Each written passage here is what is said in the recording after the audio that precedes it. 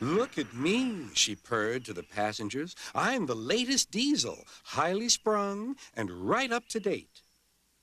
You won't want Thomas's bumpy old Annie and Clarabelle now. The passengers waited for Daisy to start, but she didn't. She saw that a milk van was about to be coupled to her and was most indignant. Do they expect me to pull that? Surely, said her driver, you can pull one van. I won't, said Daisy. Percy can do it. He loves messing about with freight cars. She began to shudder violently. Nonsense, said her driver. Come on now, back down. Daisy lurched backwards. She was so cross that she blew a fuse. Told you, she said, and stopped. Everyone argued with her, but it was no use. It's Fitter's orders, she said. What is? My Fitter's a very nice man. He comes every week and examines me carefully. Daisy, he says, never, never pull. You're highly sprung, and pulling is bad for your swerves. So that's how it is, finished Daisy. Stuff and nonsense, said the station master. I can't understand, said the shunter. Whatever made Sir Topham Hatt send us such a feeble... Feeble, spluttered Daisy. Let me... Stop arguing, grumbled the passengers. We're late already. So they uncoupled the van, and Daisy purred away, feeling very pleased with herself. She could now enjoy her journey. That's a good story, she chuckled. I'll do just what work I choose and no more. But she said it to herself.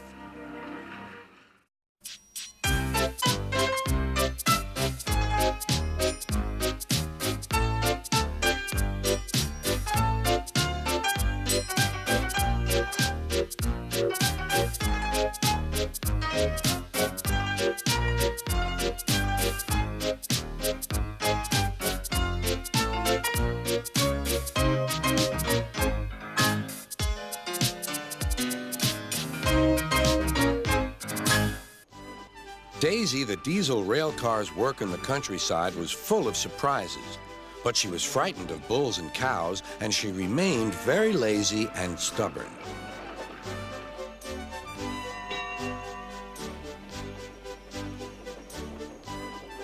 One day, Toby brought Henrietta to the station where Percy was grumpily shunting. Hello, Percy. I see Daisy's left the milk behind again. I'll have to make a special journey with it, I suppose. Anyone would think I'd nothing to do, grumbled Percy. Tell you what, replied Toby, I'll take the milk, you fetch my freight cars. The drivers and station master agreed.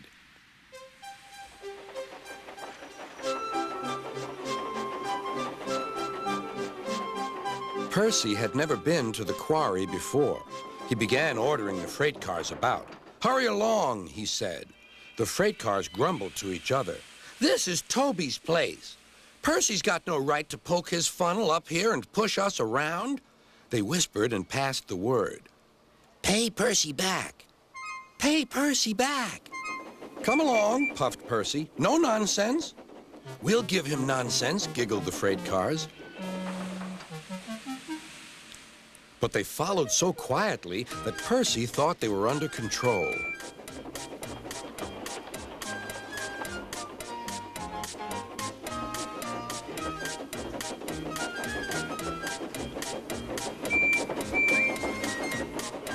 Suddenly, they saw a notice ahead. All trains stop to pin down brakes. Beep, beep! Brakes, conductor, please. But before he could check them, the freight cars surged ahead. On, they cried. Help, help, whistled Percy. The man on duty at the crossing rushed to warn traffic with his red flag, but was too late to switch Percy to the runaway siding. Frantically trying to grip the rails, Percy slid into the yard. Beep, beep, look out!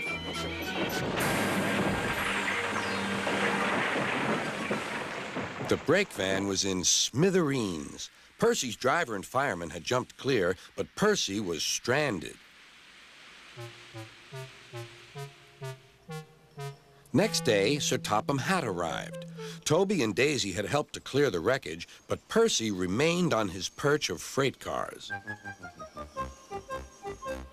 "We must now try," said Sir Topham Hatt, "to run the branch line with Toby and a diesel. You have put us in an awkward predicament, Percy." "I am sorry, sir." "You must stay there till we are ready," continued Sir Topham Hatt. "And you really must be more careful with freight cars." Percy sighed. The freight cars groaned beneath his wheels. He quite understood about awkward predicaments. Sir Topham Hatt spoke severely to Daisy, too. "My engines work hard. I send lazy engines away." Daisy was ashamed. "However, Toby says you worked hard after Percy's accident, so you shall have another chance." "Thank you, sir," said Daisy. "I will work hard. Toby says he'll help me." "Excellent. What Toby doesn't know about branch line problems isn't worth knowing. Our Toby's an experienced engine." Next day, Thomas came back. And Percy was sent to be mended.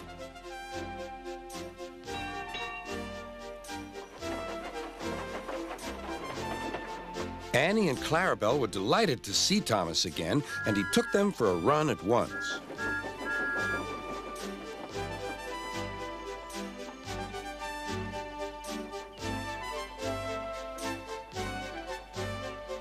All are now friends, and Toby has taught Daisy a great deal. She shooed a cow off the line the other day all by herself. That shows you, doesn't it?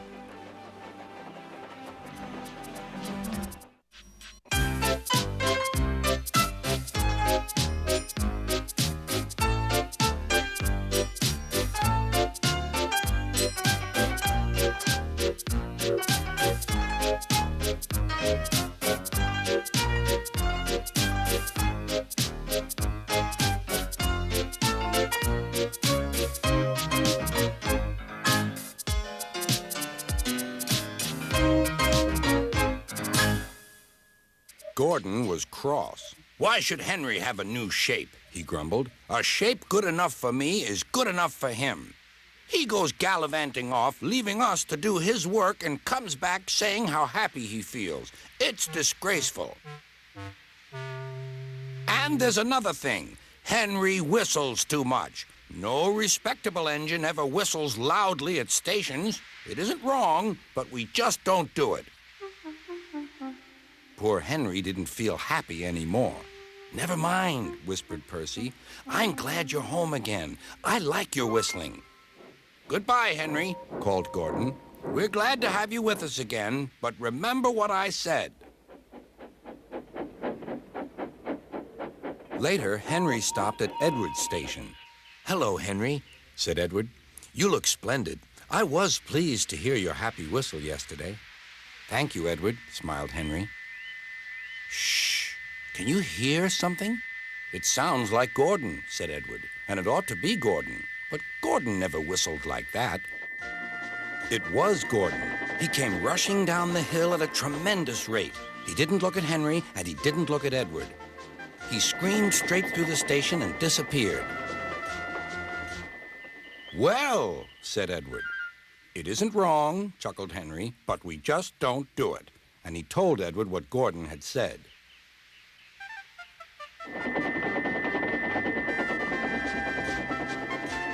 Meanwhile, Gordon screeched along the line. The noise was awful.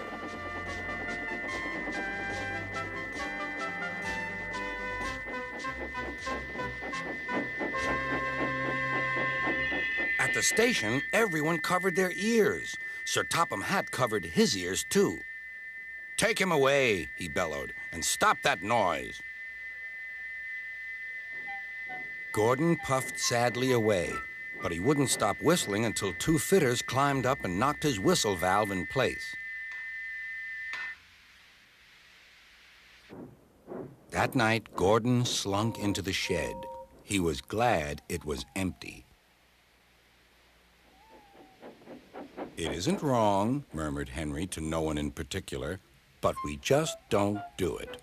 No one mentioned whistles.